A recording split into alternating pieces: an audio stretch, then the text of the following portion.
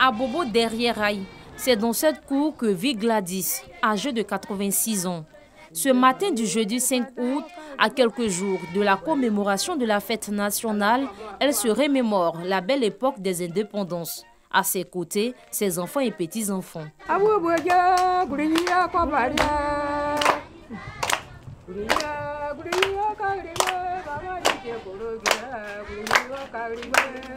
Des souvenirs qu'elle entend partager avec sa descendance bien avant sa mort. Quand on a eu l'indépendance, tout le monde est sorti de la brousse. Ils ont créé même une danse même. Les bétons ont créé une danse, on appelait Ados. Ils ont dit à tout le monde de sortir de la brousse qu'il n'y a plus de travaux forcés. Les gens ont qu'à venir rester au village pour travailler. Il y avait la joie partout. Ils ont fêté à partir de ce moment. Chaque année, les gens fêtaient l'indépendance. Dans chaque cour, il y avait des drapeaux accrochés partout. Comme Gladys, elles sont nombreuses ces personnes du troisième âge qui se souviennent encore de cette déclaration de l'indépendance de la Côte d'Ivoire. Préfectorat français en 1843, puis colonie française le 10 mars 1893. Déclaration prononcée par le père de la nation, le premier président de la République de Côte d'Ivoire, Feu Félix Houphouët-Boigny, le 7 août 1960. En vertu du droit inaliénable qu'a tout peuple de disposer de lui-même, je proclame solennellement, en ce jour béni du 7 août 1960, l'indépendance de la Côte d'Ivoire. Les premières fêtes de l'indépendance, Auguste les a aussi vécues. Des moments de convivialité et de réjouissance. C'est pourquoi, en prélude au 61e anniversaire de la Côte d'Ivoire indépendante, il prévoit organiser avec ses amis une cérémonie sous cette bâche, le lieu de rencontre habituel. C'est la vieille époque, ça nous rappelle beaucoup de choses. Ça nous rappelle beaucoup de choses au moment de la vaste grâce de la Côte d'Ivoire. C'est passé bien. Nous sommes dans les préparatifs de l'indépendance. Parce que c'est un jour, en tant qu'Ivoirien, qu'on ne peut jamais oublier ce jour. Parce que c'est le jour qu'on a proclamé l'arrêt des souffrances de nos aïeuls. Donc, ce jour-là, à chaque année, on doit le commémorer. Depuis lors, cette date du 7 août est commémorée et donne lieu à un défilé militaire. Défilé qui était organisé de façon tournante dans les villes de Côte d'Ivoire de 1960 à 1981. Puis, plus sobrement sur l'esplanade du palais présidentiel. Ce défilé était précédé d'une revue des différents corps d'armée par le président de la République, chef suprême des armées.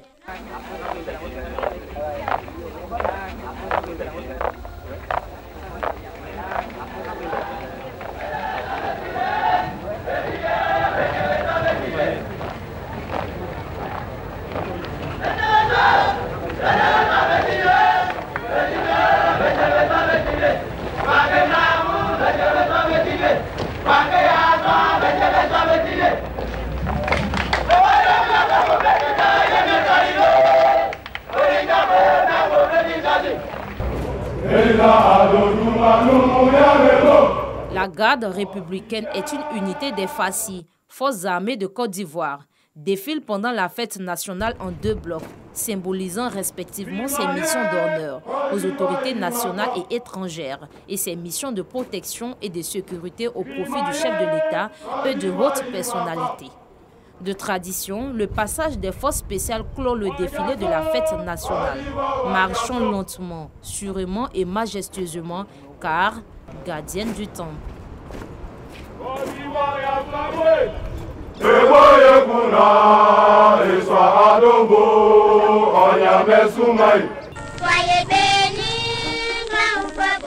Classé aujourd'hui patrimoine mondial de l'UNESCO, Grand Bassam, première capitale de la Côte d'Ivoire depuis 1893, a également vécu la fête de l'indépendance. Ce jeudi 5 août, nous retrouvons Téné Koné, âgée de 87 ans.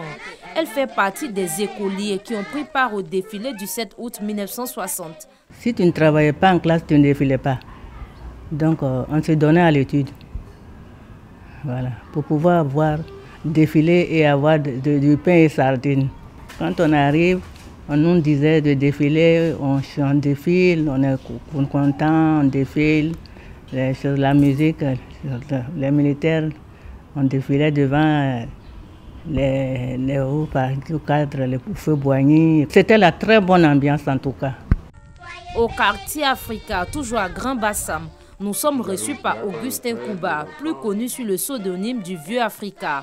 Lui se souvient, comme si c'était hier, des moments forts de la fête nationale. On était contents de regarder. Sur le pont au feu Boigny, avec les mantas pour le défilé, on était très contents de regarder. Et puis après le défilé, chacun vient à la maison. Donc sa femme pour préparer manger, vous mangez, vous fêtez, vous faites la joie à la maison. Voilà comment nous avons vécu un peu à ce temps-là. Cité balnéaire, ville coloniale et historique, Grand Bassam garde beaucoup de souvenirs du 7 août. C'est avec vraiment beaucoup de joie qu'on fêtait l'indépendance à Grand Bassam, parce que juste derrière l'hôpital général, c'est là que les défilés se passaient dans le temps, et vraiment c'était beau à voir. Et après ça, on a commencé à faire les défilés au stade municipal de Grand Bassam. Et après, jusqu'à la situation de Corona, nous sommes en pause.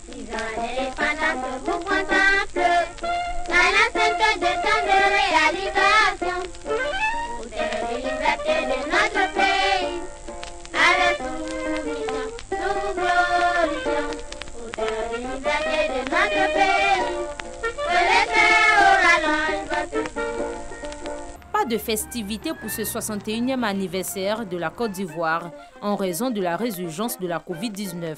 La cérémonie officielle consistera en une symbolique cérémonie de prise d'armes sur l'esplanade du palais présidentiel.